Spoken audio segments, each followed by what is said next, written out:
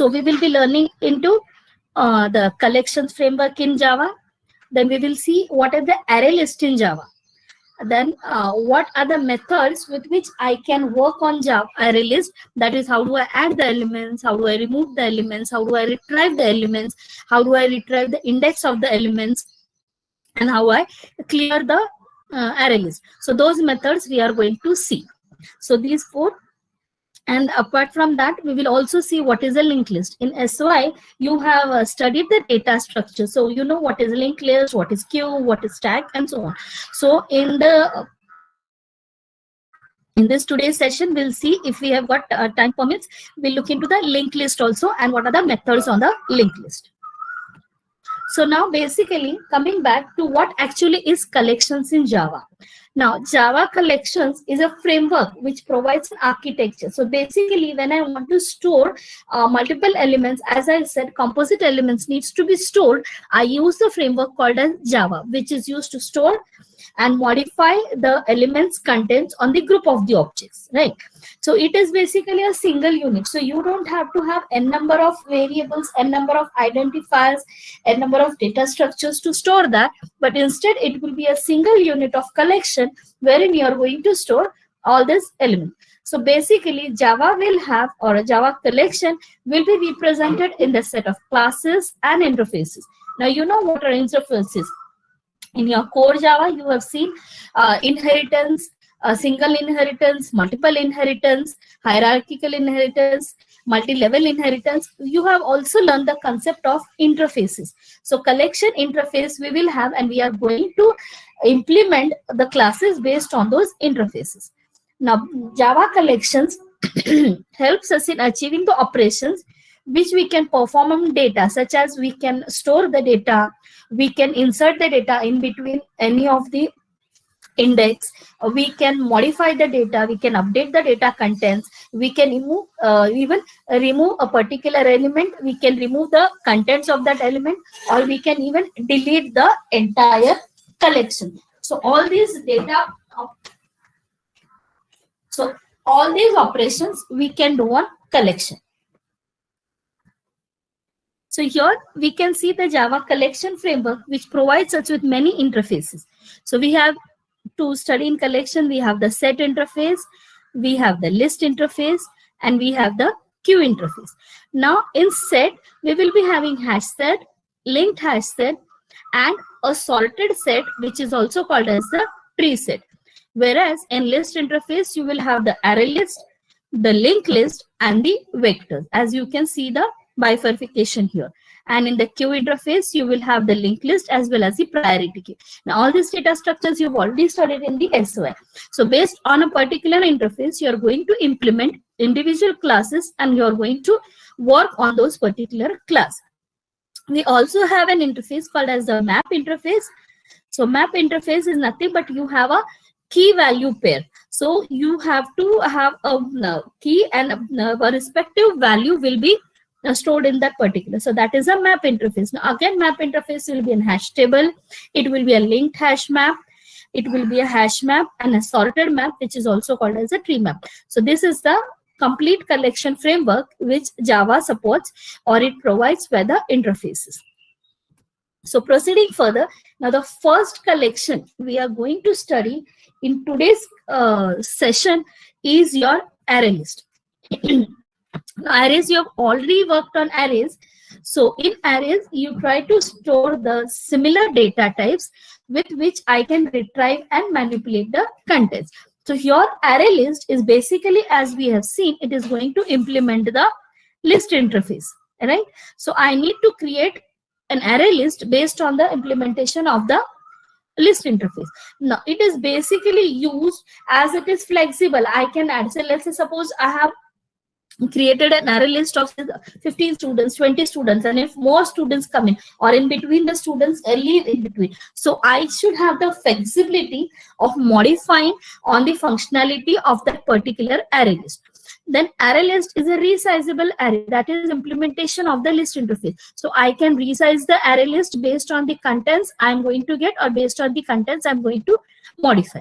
Then array list, it also implements all optional list operations and permits all elements. So in an array list, I can even include a null value. I can just put in a null value in the array list, and then I can have that value there. And maybe in other collections, this option is not there, but array list offers me a null value implementation. Now, how are you going to create the array list? So here we can see the syntax. So what you have to do, as we know, array list has to be implemented from the list interface. So we need to write the array list. Now, array list, as I said, it will be on the similar data type. So you need to specify what data type array list you are going to have. So your syntax will be array list. Then what data type it is going to have? This is going to be your identifier. You can give a variable name over here. So a list is the name of the array list, which is of the data type which I have specified. And then I created with the new array list and the data type. So this is a new creating of an object of that. Now, for example, we are going to create an array list string, which is going to store names of some persons, which I'm going to use it as a collection. So all the elements or the names of the persons will be stored in that array list. So for example, here I've done array list. Now I know there are names of the persons, so I need to have the data type as string. So array list string, and a list is the identifier which I've given to them, and it will be new array list string, right? So this is where I have created the array list. So you have the syntax and the example. Now, once you have created the A list, that means you have created the array list. Now you need to work on those particular operations. So I have to work on the array list. So basically what I want, the array list is created. I need to add the objects, add the elements.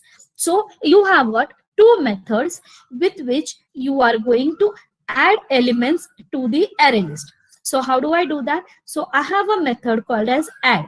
So add method is going to add the elements to the array list. But in the add parameter, I need to pass the element which I have to add. Now we have seen that I have the array list of string. So I need to pass a string value in the parameter of the add method, right? So here, for example, they have given you. We will see our example how we are going to add it. So here they are saying, let's say obj is the object which is created.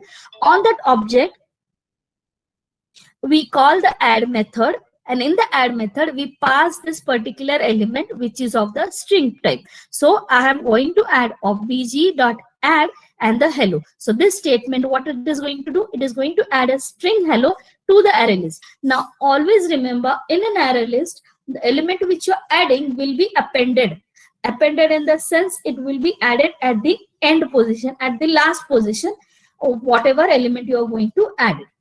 Now, by default, if I add it, it is going to take the end position. But if you want to specify that you have to insert it in between, let's say at the 5th position, 6th position, 7th position, even that can be done in an array list. But for that, you have a different method called as your add method. Now, in this add method, what you do, you not only pass the object element, but you also pass at what particular insertion or the index you are going to place that or insert that value.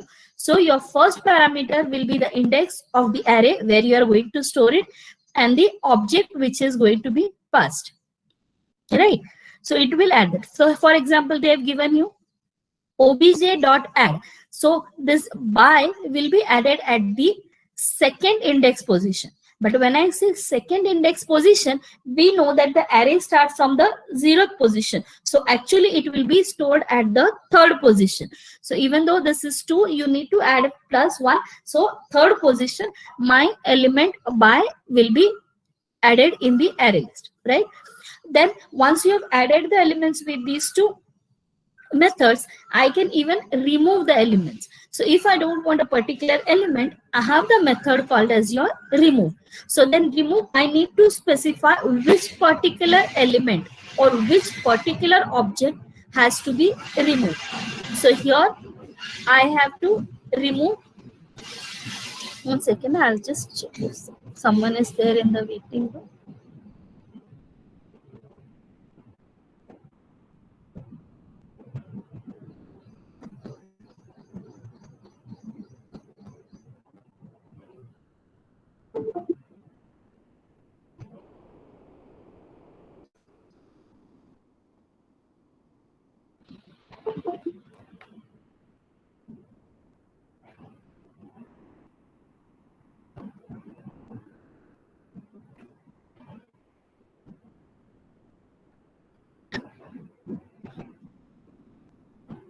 Fine.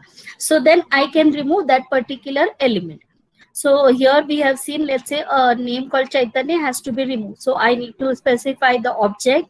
I need to call the remove method with the dot operator and pass the object which has to be removed. So with this, I'm able to remove the name Chaitanya from the array list.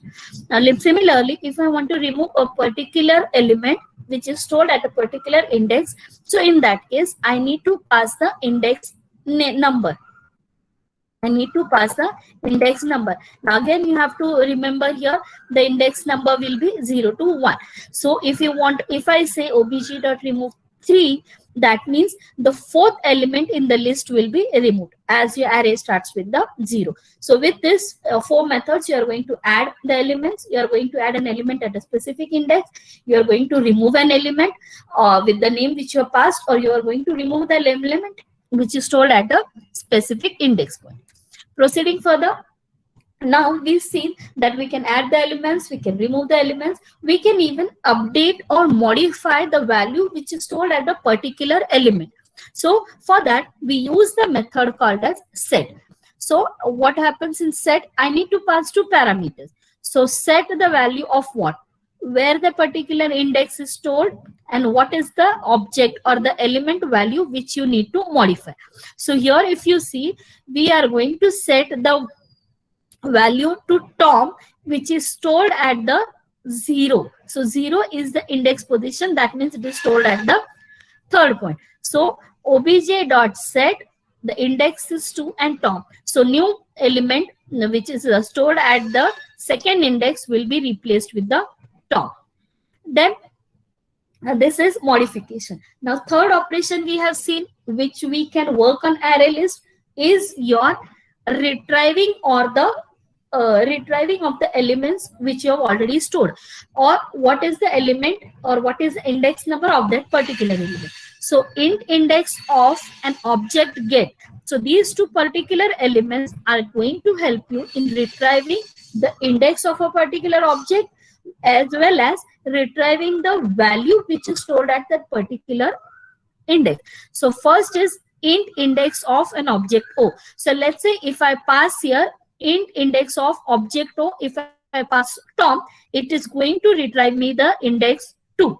So whatever is the index stored in the past value, it is going to give me. Now the return type is integer because it is giving you the index number. So return type is int. So int index of passing the object O will return the index of the object which is stored at that particular. Similarly, if you want to retrieve, so I want to know what value is stored at index 3. So in that case,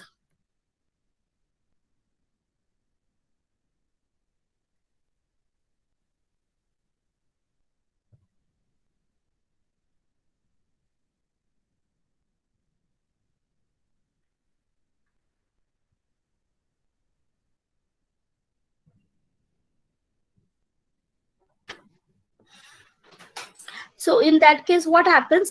I need to specify the index number. So if I say object dot get 2, so what is stored at 2? Tom. So it will retrieve me the Tom. So Tom is what value? It is a string. So my return type is going to be a string. So I store that value in a variable called str, and string str is going to retrieve the object which is stored at index 2. So this method retrieves the element stored at a particular index, and this particular will retrieve the element or the index number of a past element. Clear with these two? So first we saw the addition. Second, we saw the removing of the elements. Then we saw how do you modify a particular element. Then we saw how do you retrieve the elements with respect to the index number and with respect to the element. Right? So now function should return the string stored at 2. Now again, as we said, the index, the array list starts with 0. So it is going to retrieve you the third position of the element, even if it are passing the 2. So same concept as we did for the insertion. Now proceeding further, if you want to know the size of your array list, so what should be the size of the array list? Then I have a method called as size. So size method retrieves the size of the array list. Now again, the size is going to be an integer value. So your return type here is integer. So it will return integer. So now let's say I've created an identifier here, a variable here, which is going to be called as number of items. So what will be stored in number of items? It is going to retrieve the size of what? The object of the array list which you have created. So when I say int number of items is equal to obj.size, it is going to retrieve me the size of that. So int size retrieves you the size of the collection or the array list. Now second you have is called as the boolean. So if you want a particular element exists in that particular array list, so then either if I say, okay, Chaitanya exists in that list, if it exists, it is going to return yes, true. If it does not exist, it is going to return false. So the return type is going to be boolean. So it is going to check contains what? The object or the element which you want to retrieve. If it retrieves, it returns true. If it does not, it returns false. So boolean type. So this is a method to check the past parameter. Now, if you want to remove all the elements from the array list in a single go, you need to have the command clear. So just type in clear. Clear what? The object of the array list. So you write obj.clear, right? So these are the methods with which we are going to work on the array list, right? So these methods we have seen: adding two methods, remove two, set, int index, the get retrieving of the object, then retrieve the size of the collection array list to check whether a particular element exists in that, and to remove the entire array list. So here is an example which is showing you the program. Now, as I said, array list is a collection, so I need to import the package, which is a collection, is a part of the package util package. So I need to import the java.util package here, and then I'm going to work on the program. So first line will be import java.util. Now what this example is doing, it is going to create a class. It is going to call the main methods, and look at the statement. This is a syntax for creating an array list. So array list of what data type? Or string data type. The list name, the identifier is a list. It is going to create an array list string, right? Now array list a list is created. In that, I'm going to add some few name of the persons, right? Now we have seen in other programming languages in array, when I have to retrieve the array, in core Java also, when you have to retrieve an array, you used a for loop. So for I is equal to 0, for I is less than equal to the size of the array, and then I plus plus. So there, if I have to retrieve each and every element, I have to use a for loop. But this is a very good option which is given to you by collections. You don't need to use a for loop. You can straight away print the A list. Why? Because A list is the array list is the collection, so it does not require any for loop. Simple, if I say system.out.println A list, it is going to print me the entire list of the element. So whatever elements are there, n number of elements will be listed here. Okay. So we are going to stop here today, and in the next session we are going to do the linked